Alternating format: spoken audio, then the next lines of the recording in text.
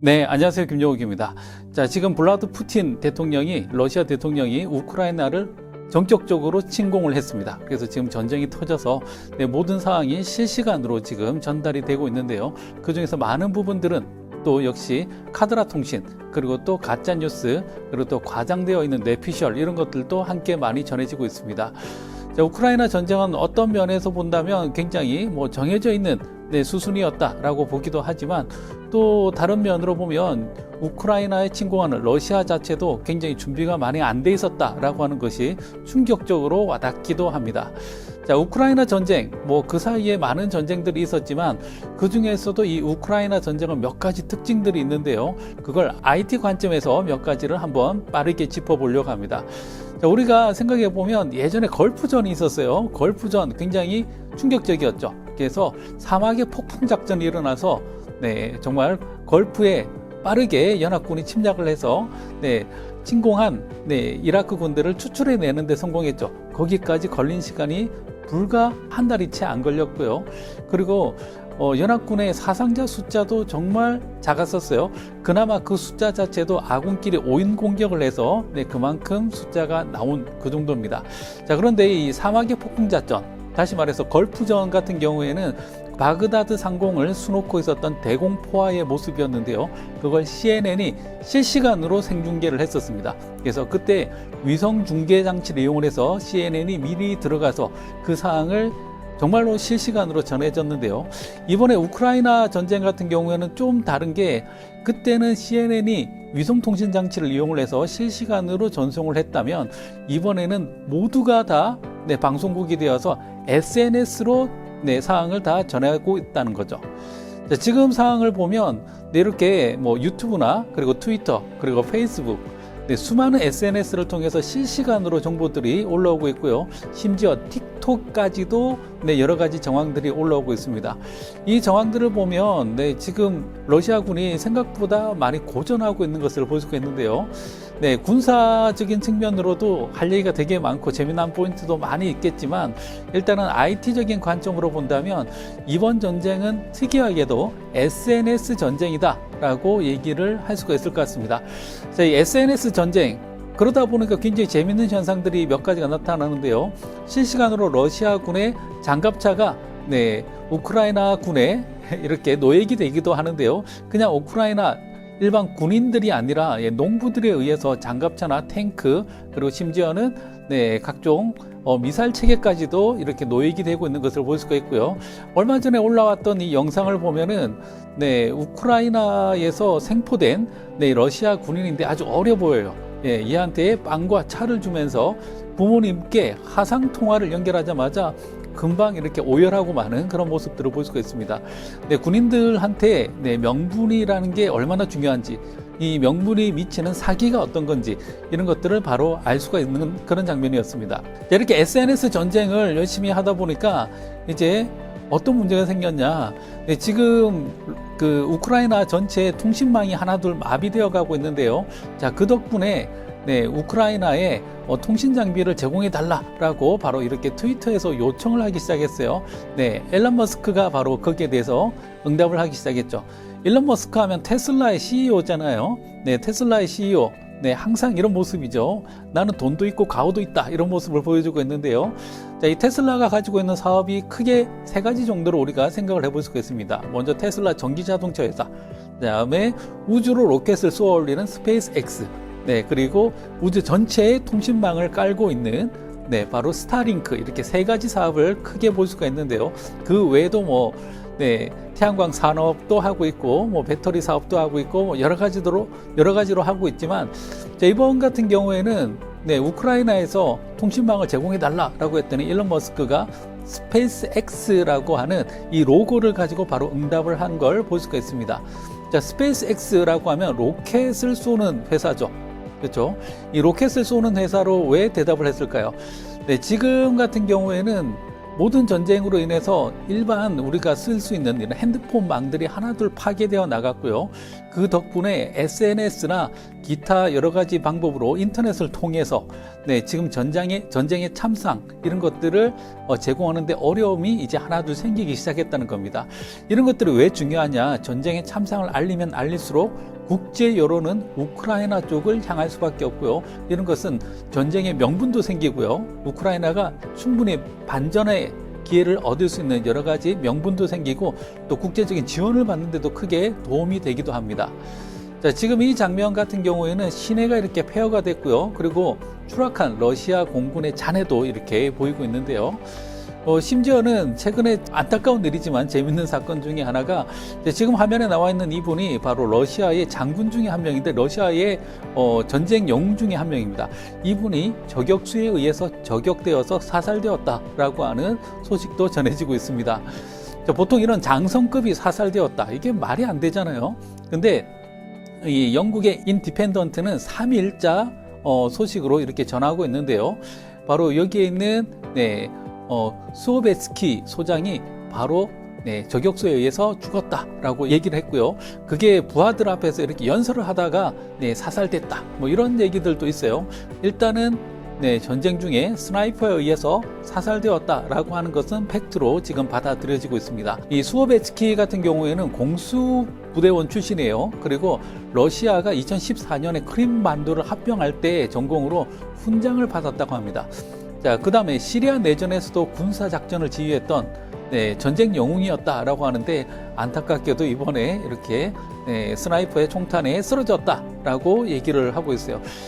이런 전쟁 영웅이, 그것도 이런 간부급이 바로 저격에 의해서 죽었다, 이런 것은 내부적으로는 굉장히 큰 충격을 받고 있는 뉴스라고 할 수 있는데요. 어떻게 이렇게 어이없는 일이 일어날 수 있었을까요? 거기에는 이제 몇 가지 이 내피셜들이 함께 있는데요. 러시아 군들의 통신이 지금 거의 다 암호 통신을 쓰지 못하고 일반 무선 통신으로 왔다 갔다 하고 있다는 겁니다. 그렇기 때문에 위치가 바로 특정될 수가 있었고요. 그렇기 때문에 잠입한 스나이퍼에 의해서 사살되었다라고 얘기를 하는 거죠. 우크라이나를 침공할 당시에 자체적인 통신망이 있어야 되는데 그게 부실했던 모양이에요. 그래서 구소련 이후로 아직까지 제대로 발전이 없었다라는 사실을 알 수가 있고요. 제가 다른 루트로 확인한 바에 의하면 지금 러시아가 가지고 있는 전력의 거의 3분의 2 이상은 신형으로 개비가 되지 않은 구소련 시대의 잔재물로 남아 있습니다. 자, 뿐만 아니라 통신수단이 적당히 없으니까 우크라이나에 있는 3G망 그리고 4G망을 이용을 했는데 그것조차도 자기네들이 중계탑을 날려버리는 바람에 통신이 안 됐던 거죠. 그래서 일반 무선전화로, 일반 무전기로 이렇게 하다 보니까 통신 암호화가 안 되어서 바로 위치가 들통났고 바로 저격이 되었다라고 얘기를 하는데요. 원래 이런 전쟁이 터지면 자기 위치를 특정할 수 없게끔 하기 위해서는 위성 통신을 해야 됩니다. 자, 그런데 지금 현재 궤도를 돌고 있는 국가별 인공위성의 개수 보면 단연 미국이 1등이다. 이 자료가 조금 오래됐기 때문에 숫자는 지금보다 훨씬 작습니다. 근데 어떤 트렌드만 봐도 미국이 1등이고요. 그다음에 2등이 중국, 3등이 러시아인데 이 러시아마저도 지금 이제 기존의 구소련 시절에 띄워놨던 그런 위성들이 하나둘 맥이 빠지면서 대기권으로 이렇게 떨어지고 있고 남은 것들로 겨우 운영을 하고 있다는 겁니다. 다시 말해서 군사작전에 쓸만한 위성이 그만큼 많이 부족하다. 그렇기 때문에 그냥 일반 통신을 하다가 위치가 발각돼서 이렇게 간부급이 이렇게 죽어나가는 그런 모습도 볼 수가 있습니다. 우리가 알고 있던 그 러시아의 모습이 아니었죠. 정말로 푸틴이 그렇게 러시아의 불곰, 호랑이 막 이런 느낌이었는데 알고 봤더니 종이 호랑이, 종이 불곰 아니면 동물원의 불곰 이런 느낌으로 한꺼번에 이미지가 망가지고 있는 것 같습니다. 이번에 어쨌든 전략적으로 이렇게 들어갔는데 이걸 제대로 막지 못하면 여러 가지로 경제적으로 이미지로 국가 위상으로 여러 가지로 크게 망가질 것으로 생각이 듭니다. 자, 예전에 위성 통신하면 이런 게 있었어요. 이게 뭐냐면 위성 전화였는데요. 이게 예전에 이 모토로라하고 그쪽 컨소시엄에서 했던 이리디움 프로젝트라고 하는 프로젝트의 결과물이었습니다. 자, 이런 전화기 많이 보셨죠? 주로 이제 영화나 이런 데서 많이 볼 수가 있었는데요. 저렇게 큼지막한 전화기 끝에 저렇게 큼지막한 안테나가 붙어 있었어요. 네, 그 이유 중에 하나는 이리디움 프로젝트 같은 경우에는 60개의 위성으로 지구를 감싸는 프로젝트였습니다. 근데 뭐 60개를 다 쏘지는 못했어요. 왜냐하면 위성 하나하나가 굉장히 크고 무겁고 비쌌기 때문에 결과적으로 중간에 프로젝트가 굉장히 많이 난항을 겪고 최소한의 위치만 자리 잡고 지금 통신을 하고 있습니다. 네, 그래서 이 이리디움 프로젝트는 굉장히 고가의, 그리고 정말로 꼭 필요할 때만 사용하는 그런 장비가 되었던 거죠. 자, 그런데 이 사람이 누굽니까? 또 일론 머스크, 나는 돈도 있고 가오도 있어, 이런 사람이 또 새로운 프로젝트를 시작했어요. 네, 그게 바로 이 스타링크라고 하는 프로젝트인데요. 이 스타링크가 완성되면 지구 전체를, 그것도 저궤도 위성으로 이렇게 빡빡하게 둘러싸는 프로젝트를 하겠다라고 얘기를 한 거죠. 이런 저궤도 위성 사업을 하고 있는 회사들이 뭐 일론 머스크만 있는 건 아니에요. 뭐 스타링크, 그다음에 위냅, 텔레셋, 그다음에 카이퍼, 자, 여러 회사들이 바로 이 저궤도 위성망 구축 사업을 하고 있는데요. 이 일론 머스크의 가장 큰 장점이 뭘까요? 바로 스페이스 X를 가지고 있기 때문에 가장 큰 장점이 되고 있습니다. 자, 이 스페이스 X라는 게 있기 때문에 좀 더 촘촘하게 위성을 발사할 수 있고요. 자, 지금 이 화면을 보면 스페이스 X가 앵글을 보면, 그래서 저궤도에다가 띄워놓으면, 지금 보면 이제 상공 1150km 정도의 위성을 하나 띄워놓으면 커버리지가 1060km 정도 이렇게 나오죠. 자, 이 정도로 하려면, 자, 생각보다 커버리지가 그렇게 크진 않죠. 이걸 지구 전체를 감싸려고 하면 위성의 숫자가 그만큼 많이 필요할 겁니다. 자, 그럼 반대로 저 위성의 높이를 높이면 커버리지가 그만큼 커지겠죠. 대신 어떤 문제가 생길까요? 네, 아까처럼 이 출력이 세야 위성까지 연결이 되겠죠. 그래서 위성 전화가 이만큼 커져야 되는 거예요. 이걸 낮추면 낮출수록 단말기의 출력은 약해도 되고요. 다음에 또 통신 속도도 그만큼 빨라진다라고 볼 수가 있습니다. 그래서 아까 제가 얘기했던 이리디움 프로젝트에 비해서 이 스타링크 같은 경우에는 저궤도에 빡빡하게 위성을 설치하는 게 가장 큰 목표라는 거죠.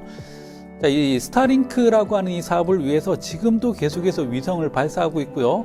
지금까지 발사된 개수만 해도 발굴이라고 할 수가 있는데요. 지금 거의 2000개에 가까운 위성을 발사한 걸로 알고 있습니다. 자, 이게 그 스타링크에서 사용하는 위성체들이고요. 이 위성체들이 이렇게 지구를 빡빡하게, 그리고 여러 개가 이렇게 설치가 되어 있으면 각각의 위성들이 데이터 링크로 상호 연결되어서 그 자체로 하나의 링크들을 구성을 할 수 있게 되는 거죠.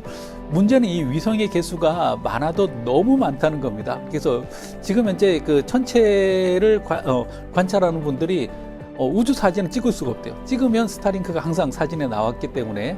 대신 이런 것들이 왜 장점이냐, 우리나라처럼 좁은 데 같으면 상관없지만 미국처럼 이렇게 넓은 데 같은 경우에 많은 사람들이 아직까지도 초고속 인터넷을 사용하지 못하고 있거든요. 그렇기 때문에 이 스타링크 인공위성을 이용한 이 데이터 링크는 땅에다가 이 선을 까는 비용보다 우주에 위성을 쏘는 비용이 오히려 더 싸다라고 볼 수가 있는 겁니다. 뿐만 아니라 이 일론 머스크 같은 경우에는 계속해서 화성 드립을 치고 있죠. 이 발사체의 크기를 엄청 많이 키워놨어요. 그래서 한번 쏠 때 굉장히 많은 위성들을 한꺼번에 쏠 수가 있게 된 겁니다. 그래서 하나하나의 발사 단가가 말도 안 되게 떨어져 있다는 거죠. 그래서 지구를 저렇게 감싸는데 최종 목표는 1차적으로는 12,000개의 위성으로 지구를 감싸는 겁니다. 여기 계획이 12,000개에서 42,000개까지도 늘어날 수 있다고 합니다. 그리고 각각의 위성들은 서로 링크로 연결돼 있어요. 그래서 이 지구 전체가 하나의 위성망으로 연결되는데요. 만약에 영국 런던에서 미국 샌프란시스코를 연결하겠다라고 하면 각각의 인공위성들 중에서 가장 적절한 망을 그때그때 경로를 설정해서 바로 데이터 통신이 연결이 되는 겁니다. 그렇기 때문에 속도도 굉장히 빠르고요. 그래서 전 세계 어디든 끊김없는 초고속 인터넷을 할 수 있다, 이렇게 얘기를 하고 있습니다. 자, 우리가 2000년대 초반에 이런 얘기 들어봤죠. 한 가구 1초고속 인터넷, 이런 얘기들을 했었는데요. 이제는 위성 통신의 대중화 시대가 오고 있다. 그것도 스타링크와 그리고 스페이스 X라고 하는 이 테슬라의 사업에 의해서 지금 진행이 되고 있다는 겁니다. 자, 인공위성 발사 개수를 보면 끊임없이 폭증하고 있는데요. 자, 지금 3년간 발사된 인공위성의 개수가 1295기인데 현재까지 발사되어 있는 인공위성의 개수가 8836기입니다. 자, 그러면 이 스타링크 위성의 개수와 이 사이즈가 얼마나 큰지 우리가 감히 상상도 안 되는 그런 사이즈라고 알 수가 있겠죠. 자, 그런데 이 스페이스X의 스타링크 프로젝트의 이 전체 내용을 보면 2027년까지 위성 19,043개, 한 12,000개라고 일단은 한번 볼게요. 그리고 최종적으로는 42,000개까지도 늘어날 수가 있다. 근데 이 위성이 저궤도에 올라가는 대신에 무게도 굉장히 작고요. 사이즈도 굉장히 작은 소형 위성입니다. 그래서 위성 하나의 크기는 227kg, 크기는 사무용 책상 정도. 그다음에 지구 저궤도 고도에 550km 상공에 떠 있습니다. 그리고 발사 계획은 2, 3주마다 60개씩. 이게 말이 되나요? 그래서 올해 말까지 1,500개 이렇게 얘기를 하고 있습니다. 자, 지금 현재 이 스타링크를 이용한 연결은 시범 서비스가 되고 있고요. 지금 9만 명 정도의 사용자가 있다라고 얘기를 하고 있습니다. 자, 무서운 건 바로 인터넷 속도예요. 세계 어디든 초당 1GB의 속도로 연결이 된다라고 얘기를 하고 있습니다. 자, 그러면 이걸 이용하기 위해서는 우리가 뭘 해야 되느냐? 지금 요 화면에 보시면 이런 접시가 하나 보이죠? 저 접시 안에 모터가 들어있어서 전원을 넣으면 자기가 알아서 신호를 찾아서 이렇게 움직여요. 그리고 신호가 연결되면 계속 그 자리를 유지하면서 바로 통신이 가능하고요. 월 이용료가 지금 현재 $99로 책정이 되어 있으니까 우리나라 돈으로 한 11만 원 내외 정도 될 것 같아요. 그리고 안테나 같은 저 장비를 스타링크 킷이라고 부르는데요. 저거 구입비가 한 50만 원 중반대 정도 될 것 같습니다. 물론 이제 저 장비의 원가는 훨씬 더 비싸요. 그래서 제일 처음에는 보급을 하기 위해서 어느 정도 출혈을 감수하고 지금 보급을 하고 있는 단계고요. 그래서 아까 제가 우크라이나 얘기를 했었죠. 우크라이나에서 바로 이 스타링크 장비를 요청을 했던 겁니다. 그래서 이 장비들을 바로 배에 실어서 바로 우크라이나에 긴급 공수를 했어요. 이게 배인지 아니면 비행기인지는 모르겠지만, 제 생각에는 아마 비행기지 않을까? 워낙 급하니까. 그래서 비행기에 실어서 지금 이걸 제공을 했고요. 그래서 이게 제공하자마자, 러시아도 가만히 있지 않겠죠. 러시아는 최대한 우크라이나에 재갈을 물리기 위해서 일단은 사이버 공격을 시작을 했어요. 그래서 일론 머스크가 자기 트위터에다가 올렸어요. 우크라이나에 보낸 위성 인터넷 사이버 공격 전파방에 시달린다. 이런 전파방해 공격들을 우리는 제밍이라고 하죠. 그래서 전파 제밍 작업에 들어간 것 같습니다. 그래서 실시간 업데이트도 하고 위치도 조정하고 하면서 그걸 약간씩 조정하고 있는 것을 볼 수가 있습니다. 일단은 전투 지역에서 일단은 몇몇 스타링크 단말기들이 몇 시간 동안 전파 방해를 받았다 라고 얘기를 하고 있어요. 그래서 이 전파 방해를 피할 수 있도록 업그레이드를 했고요. 다음에 또 어떻게 들어올까라고 얘기를 하고 있다고 해요. 일론 머스크는 어떻게 보면 이 최소한의 장비를 가지고 또 여러 가지 테스트를, 그것도 실전 경험까지 쌓아가는 그런 것들을 볼 수가 있는데요. 이 스타링크 사업이 정말로 잘 되게 되면 날아다니는 비행기, 선박, 그리고 오지, 어디서든 1기가의 엄청난 초고속 인터넷을 누릴 수 있다. 그리고 이게 전쟁터에서도 사용될 수 있을 만큼 검증되었다라고 하는 것을 지금 우크라이나를 통해서 바로 실험을 하고 있는 것을 볼 수가 있습니다. 다만 이 위성 인터넷 서비스를 사용할 경우에는 위성 통신은 국제적으로 정해져 있는 주파수가 있겠죠. 그렇죠? 이게 군사용 위성이면 특정한 걸로 이렇게 링크를 서로 바꿔가면서 쓰기 때문에 어느 정도 피할 수가 있겠지만, 일반적인 이런 스타링크 상업적 위성 같은 경우에는 허용되어 있는 주파수 대역이 있습니다. 보통 이 위성 통신 같은 경우에는 주파수 대역이 꽤 높아요. 그렇기 때문에 그 주파수 대역이 알려져 있기 때문에 그 주파수 대역을 잘 검색을 하면 지금 현재 어디에서 이 위성 인터넷을 사용하고 있는지 위치를 특정할 수가 있습니다. 그렇게 되면 그쪽으로 미사일이 날아든다든지 할 수 있기 때문에 가급적이면 필요할 때 잠깐 켜서 통신하고 그리고 위치를 옮긴다든지 아니면 비교적 사람이 없는 곳에서 사용을 해달라라고 얘기를 하고 있고요. 다음에 또 안테나에 간단한 위장 같은 걸 해달라라고 요청을 하고 있는 것을 볼 수가 있습니다. 자, 우크라이나 전쟁에서 지금 위성 통신 그리고 3G 통신 네, 그리고 신기술들을 많이 못 보여주고 있는 러시아, 재밌는 관전 포인트들이 많이 있는데요. 그럼에도 불구하고 민간인들의 희생이 지금보다 더 커지지 않았으면 좋겠습니다. 우리가 전쟁을 대비하는 이유는 바로 평화를 위한 건데요. 평화보다 더 좋은 건 다 같이 잘 먹고 잘 살았으면 좋겠습니다. 자, 이번에는 이렇게 우크라이나 특집 한번 만들어 봤습니다.